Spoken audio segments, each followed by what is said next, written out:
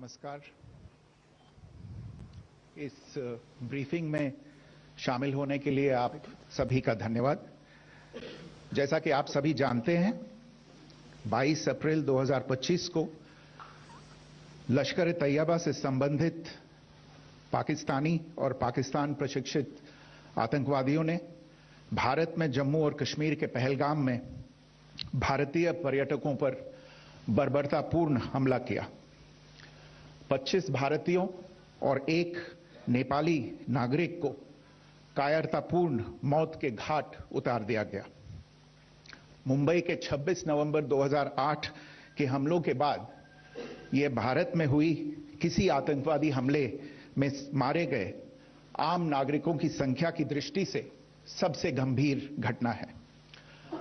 पहलगाम का हमला अत्यधिक बर्बरतापूर्ण था, जिसमें वहां मौजूद लोगों को करीब से और उनके परिवारों के सामने सिर पर गोली मारी गई। हत्या के इस तरीके से परिवार के सदस्यों को जानबूझकर आघात पहुंचाया गया। साथ ही उन्हें यह नसीहत भी दी गई कि वे वापस जाकर इस संदेश को पहुंचा दें। यह हमला स्पष्ट रूप से जम्मू और कश्मीर में बहाल हो रही सामान्य स्थिति को बाधित करने के उद्देश्य से किया गया था। चूंकि पर्यटन फिर से अर्थव्यवस्था का मुख्य आधार बन रहा था, इस हमले का मुख्य उद्देश्य इसे प्रतिकूल रूप से प्रभावित करना था। पिछले वर्ष आप सभी जानते हैं, 2.25 करोड़ से अधिक पर्यटक कश्मीर आए थे। इस हमले का मुख्य उद्देश्य इसलिए संभवतः यह था कि इस संघ राज्य क्षेत्र में विकास और प्रगति को नुकसान पहुंचाकर इसे पिछड़ा बनाए रखा जाए और पाकिस्तान से लगातार होने वाले सीमा पार आतंकवाद के लिए उपजाऊ जमीन बनाने में सहायता की जाए। हमले का यह तरीका जम्मू और कश्मीर और शेष राष्ट्र दोनों में सांप्रदायिक दंगे भड़काने के उद्देश्य से भी प्रेरित था। इसका श्रेय सरकार और भारत के सभी नागरिकों को दिया जाना चाहिए कि इन प्रयासों को विफल कर दिया गया। एक समूह ने खुद को रेजिस्टेंस फ्रंट टीआरएफ कहते हुए इस हमले की जिम्मेदारी ली है। यह समूह संयुक्त राष्ट्र द्वारा प्रतिबंधित पाकिस्तानी आतंकवादी समूह लश्कर-ए-तैयबा से जुड़ा हुआ है। यह उल्लेखनीय है कि भारत ने मई और नवंबर 2024 में संयुक्त राष्ट्र की 1267 कमेटी की सैंक्शंस मॉनिटरिंग टीम को अर्धवार्षिक रिपोर्ट प्रस्तुत की थी, जिसमें टीआरएफ के बारे में साफ इनपुट दिए गए थे। इससे पाकिस्तान स्थित आतंकवादी समूहों के लिए कवर के रूप में टीआरएफ की भूमिका सामने आई थी। इससे पहले भी दिसंबर 2023 में भारत ने इस टीम को लश्कर-ए-तैयबा और जैश-ए-मोहम्मद के बारे में सूचित किया था, जो टीआरएफ जैसे छोटे आतंकवादी समूहों के माध्यम से अपनी गतिविधियों को संचालित कर रहे हैं। इस संबंध में 25 अप्रैल को यूएन सिक्योरिटी काउंसिल प्रेस वक्तव्य में टीआरएफ के संदर्भ को हटाने के लिए पाकिस्तान के दबाव पर भी ध्यान दिया जाना चाहिए। पहलगाम आतंकवादी हमले की जांच से पाकिस्तान के साथ आतंकवादियों के संपर्क उजागर हुए हैं। रेजिस्टेंस फ्रंट द्वारा किए गए दावे और लश्कर-ए-तैयबा से ज्ञात सोशल मीडिया हैंडल द्वारा इसको रीपोस्ट किया जाना इसकी पुष्टि करता है। चश्मदीद गवाहों और विभिन्न जांच एजेंसियों को उपलब्ध अन्य सूचनाओं के आधार पर हमलावरों की पहचान भी हुई है। हमारी इंटेलिजेंस ने इस टीम के योजनाकारों और उनके समर्थकों की जानकारी जुटाई है। इस हमले की रूपरेखा भारत में सीमा पार आतंकवाद को अंजाम देने के पाकिस्तान के लंबे ट्रैक रिकॉर्ड से भी जुड़ी हुई है, जिसके लिखित और स्पष्ट दस्तावेज उपलब्ध हैं। पाकिस्तान दुनिया भर में आतंकवादियों के लिए एक शरण स्थल के रूप में पहचान बना चुका है। यहां अंतर्राष्ट्रीय स्तर पर प्रतिबंधित आतंकवादी सजा पाने से बचे रहते हैं। इसके अलावा पाकिस्तान ने इस मुद्दे पर विश्व और फाइनेंशियल एक्शन टास्क फोर्स जैसे अंतर्राष्ट्रीय मंचों को जानबूझकर गुमराह करने के लिए भी जाना जाता है। साजिद मीर का मामला, जिसमें इस आतंकवादी को पाकिस्तान ने मृत घोषित कर दिया था और फिर अंतर्राष्ट्रीय दबाव के परिणाम स्वरूप वो जीवित पाया गया, इसका सबसे स्पष्ट उदाहरण है। ये स्वाभाविक है कि पहलगाम में हुए इस हमले से जम्मू और कश्मीर के साथ साथ भारत के अन्य भागों में भी आक्रोश देखा गया। हमलों के बाद भारत सरकार ने स्वाभाविक रूप से पाकिस्तान के साथ संबंधों को लेकर कुछ कदम उठाए। आप सभी उन निर्णयों से अवगत हैं जिसकी घोषणा 23 अप्रैल को की गई थी। तथापि यह आवश्यक समझा गया कि 22 अप्रैल के हमले के अपराधियों और उनके योजनाकारों को न्याय के कटघरे में लाया जाए। हमलों के एक पखवाड़े के बाद भी पाकिस्तान द्वारा अपने क्षेत्र या अपने नियंत्रण वाले क्षेत्रों में आतंकवादियों की इंफ्रास्ट्रक्चर के विरुद्ध कार्रवाई करने के लिए कोई स्पष्ट कदम नहीं उठाया गया है। उल्टे वो इनकार करने और आरोप लगाने में ही लिप्त रहा है। पाकिस्तान आधारित आतंकवादी मॉड्यूल्स पर हमारी खुफिया निगरानी ने संकेत दिया है कि भारत के विरुद्ध आगे भी हमले हो सकते हैं। अतः इनको रोकना और इनसे निपटना दोनों को बेहद आवश्यक समझा गया। आज सुबह, जैसा कि आपको ज्ञात होगा, भारत ने इस तरह के सीमा पार हमलों का जवाब देने और उन्हें रोकने तथा उनका प्रतिरोध करने के अपने अधिकार का प्रयोग किया है। ये कार्यवाही नपीतुली, नॉन एस्केलेटरी, आनुपातिक और जिम्मेदारीपूर्ण है। यह आतंकवाद की इंफ्रास्ट्रक्चर को समाप्त करने और भारत में भेजे जाने वाले संभावित आतंकवादियों को अक्षम बनाने पर केंद्रित है। आपको यह भी स्मरण होगा कि 25 अप्रैल 2025 को संयुक्त राष्ट्र सुरक्षा परिषद ने पहलगाम आतंकवादी हमले पर एक प्रेस वक्तव्य जारी किया था, जिसमें आतंकवाद के इस निंदनीय कार्य के अपराधियों, आयोजकों, फाइनेंसरों और प्रायोजकों को जवाबदेह ठहराने और उन्हें न्याय के दायरे में लाने की आवश्यकता पर जोर दिया गया था। भारत की आज की इस कार्रवाई को इसी संदर्भ में देखा जाना चाहिए। Good morning. Thank you all for joining this briefing.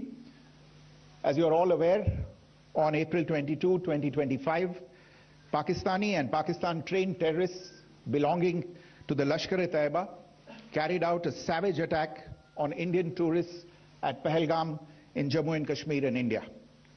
They murdered 26 people, including one national of Nepal, causing the largest number of civilian casualties in a terrorist attack in India since the 26 November 2008 attacks in Mumbai.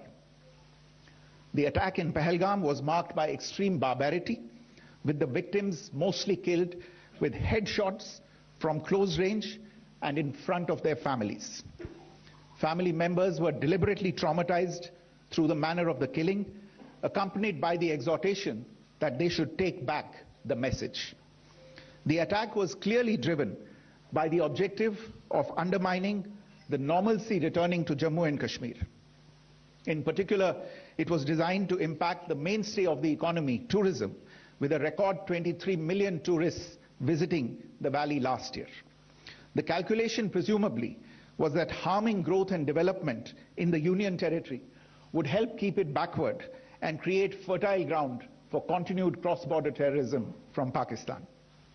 The manner of the attack was also driven by an objective of provoking communal discord, both in Jammu and Kashmir and the rest of the nation.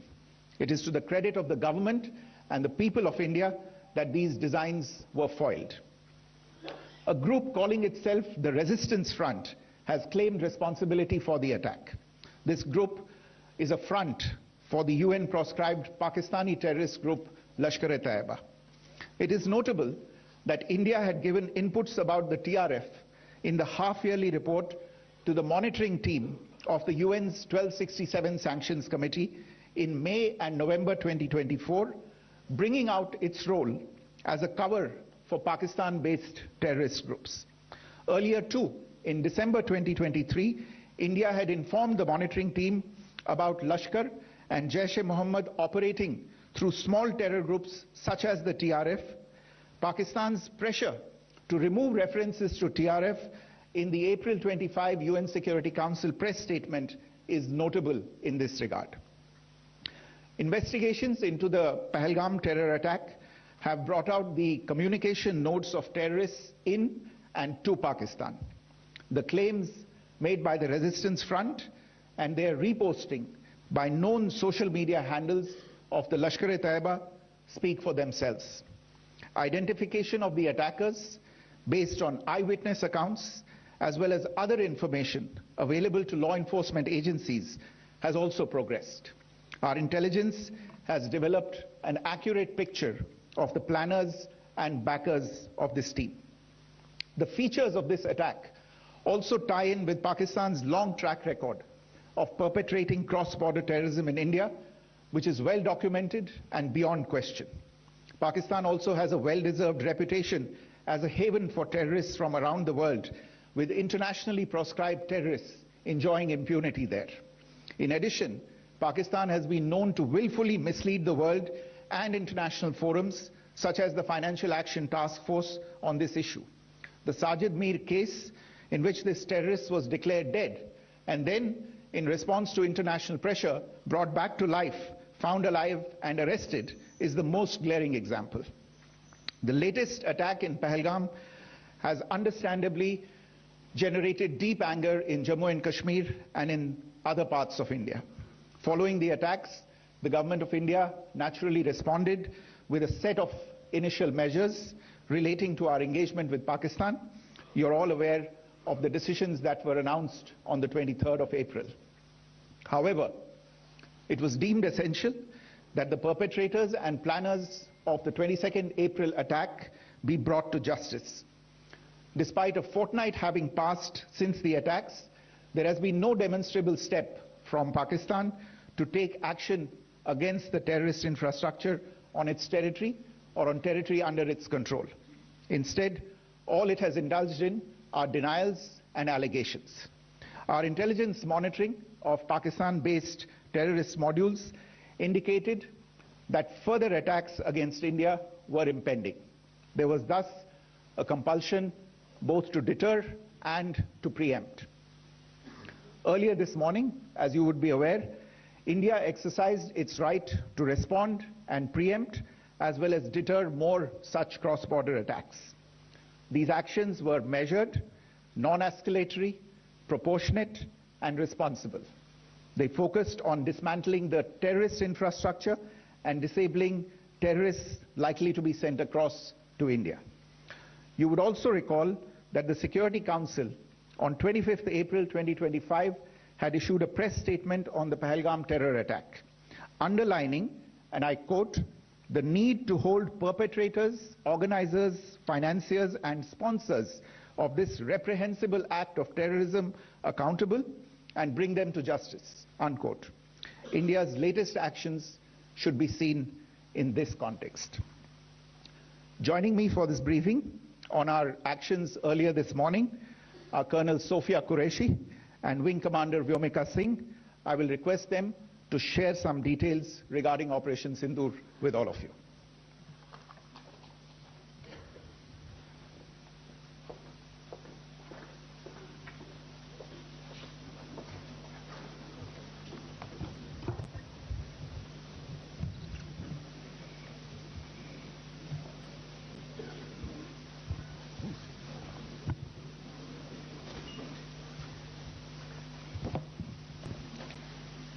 सुप्रभात देवियों और सज्जनों, मैं colonel Sophia Qureshi और मेरे साथ wing commander Vyomika Singh आज आपको 6 से 7 मई 2025 की रात 1:05 से 1:30 बजे के बीच भारतीय सशस्त्र बलों द्वारा अंजाम दिए गए ऑपरेशन सिंदूर के बारे में जानकारी देंगे।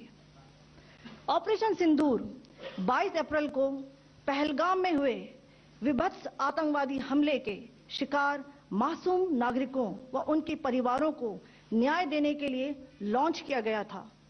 इस कार्रवाई में 9 टेररिस्ट कैंप्स को टारगेट किया गया और पूरी तरह से इसे बर्बाद किया गया।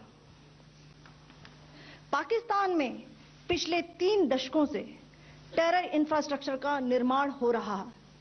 इसमें recruitment, indoctrination centres, training areas व लॉन्च पैड शामिल थे, जो पाकिस्तान और पाक अधिकृत जम्मू कश्मीर POJK दोनों में फैले हैं। Operation Sindoor was launched by Indian Armed Forces to deliver justice to the victims of Pahalgam terror attack and their families. 9 terrorist camps were targeted and successfully destroyed.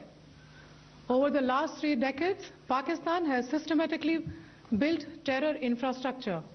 It is a complex web of recruitment and indoctrination centers, training areas for initial and refresher courses, and launch pads for handlers. These camps are located both in Pakistan as well as Pakistan-occupied Jammu and Kashmir areas. Some of the well-known training camps are located, as you can see on the screen. They are distributed from Sawai Nala in the north, counting to approximately 21, ending at Bhagalpur to the south. इन लक्ष्यों का चयन विश्वसनीय intelligence सूचनाओं के आधार पर हुआ, ताकि आतंक गतिविधियों की रीढ़ तोड़ी जा सके, और यह खास ध्यान दिया गया कि निर्दोष नागरिकों और सिविलियन इंस्टॉलेशन को नुकसान न पहुंचे। The selection of these targets for Operation Sindoor was based on credible intelligence inputs and role of these facilities in perpetrating the terror activities. The locations were so selected to avoid damage to civilian infrastructures and loss of any civilian lives. This was done with due diligence, and the camps selected for targeting and their engagement will now be shown to you one by one. POJK के targets मैं आपको बताना चाहूंगी। सबसे पहले सवाई नाला camp Muzaffarabad, जो कि POJK के लाइन ऑफ कंट्रोल से 30 किलोमीटर दूर है। यह एक लश्कर-ए तौयबा का ट्रेनिंग सेंटर था। 20 अक्टूबर 2024 सोनमर्ग, 24 अक्टूबर 24 गुलमर्ग, 22 अप्रैल 2025 पहलगाम, इन हमलों के आतंकियों ने यहीं से प्रशिक्षण लिया था। सैयदना बिलाल कैंप मुजफ्फराबाद, यह एक जैश ए मोहम्मद का स्टेजिंग एरिया है। यह हथियार, विस्फोटक और जंगल सर्वाइवल ट्रेनिंग का केंद्र भी था। गुलपुर कैंप कोटली, यह LOC से 30 किलोमीटर दूर था। लश्कर ए तौयबा का बेस था, जो रजौरी पुंछ में सक्रिय था। 20 अप्रैल 2023 को पुंछ में और 9 जून 2024 को तीर्थ यात्रियों के बस हमले में यहीं से आतंकी को ट्रेन किया गया था।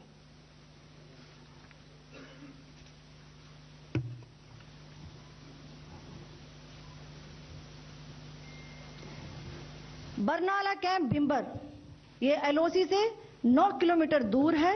यहां पर हथियार, हैंडलिंग, IED व जंगल सर्वाइवल का प्रशिक्षण केंद्र था। अब्बास कैंप कोटली,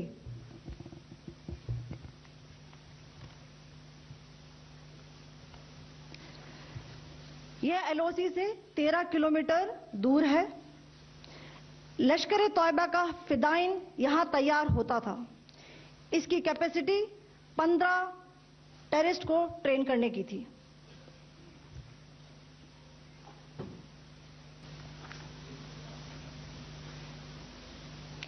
अब मैं पाकिस्तान के अंदर के टारगेट से अवगत कराना चाहूंगी। पहला, सर्जल कैंप सियालकोट, यह अंतर्राष्ट्रीय सीमा से 6 किलोमीटर की दूरी पर है, सांबा कठुआ के सामने।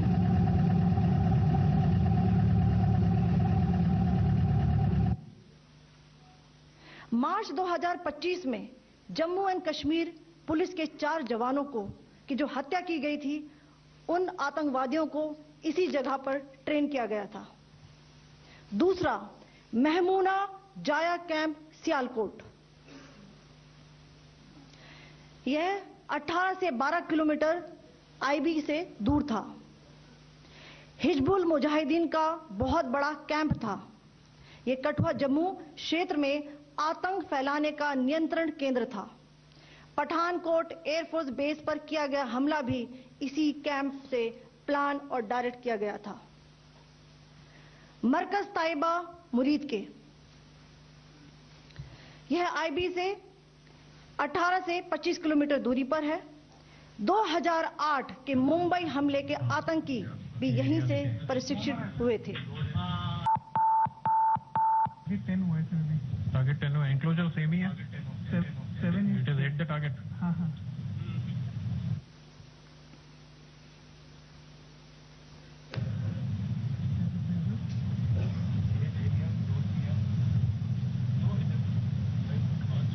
आ गया सर,